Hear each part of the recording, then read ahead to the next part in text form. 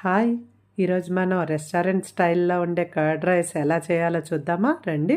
కుక్కర్‌లో ఒక గ్లాస్ రైస్‌ని క్లీన్ చేసుకొని, అందులో గ్లాస్ పాలు, గ్లాస్ వాటరు వేసి మనం రైస్‌ని ఉడకబెట్టుకుందాం. 4 విజిల్స్ వచ్చేంత వరకు ఉంచుదాం. చూడండి ఇలా రైస్ ఉడికిన తర్వాత దీన్ని మనం కొంచెం మెత్తగా చేసుకుందాం.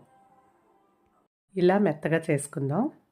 ఇప్పుడు దీంట్లో రైస్‌కి సరిపడా సాల్ట్, ఒక ఫుల్ కప్పు ఫ్రెష్ పెరుగు, ఒక పావు కప్పు క్రీమ్, సన్నంగా తరుక్కున్న అల్లం ముక్కలు, సన్నంగా తరుక్కున్న పచ్చిమిర్చి ఇవన్నీ వేసి రైస్ని కలిపేసుకుందాం. ఇప్పుడు తాలింపు కోసం స్టవ్ మీద ఒక కళాయి పెట్టుకొని అందులో ఒక స్పూన్ ఆయిల్, ఒక స్పూన్ నెయ్యి వేసుకుందాం.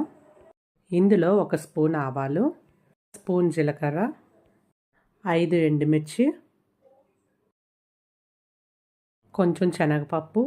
తాలింపంతా వేగిన తర్వాత ఇందులో కొంచెం ఇంగువ వేసి తాలింపుని ఆఫ్ చేసేద్దాం.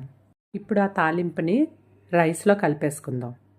తాలింపంతా రైస్లో కలిసేటట్టు శుభ్రంగా కలుపుకుందాం. కలుపుకున్న రైస్ని సర్వింగ్ ప్లేట్లోకి తీసుకొని దాని మీద కొంచెం కొత్తిమీర వేసుకుందాం. కొంచెం దానిమ్మ గింజలు వేసుకుందాం. కొంచెం ఫ్రై చేసుకున్న కాజు వేసుకుంటే నా restaurant style curd rice ready to serve. మీరు ఈ కర్డ్ రైస్ని ట్రై చేసి టేస్ట్ ఎలా వచ్చిందో నాకు కామెంట్ చేయండి. Thank you.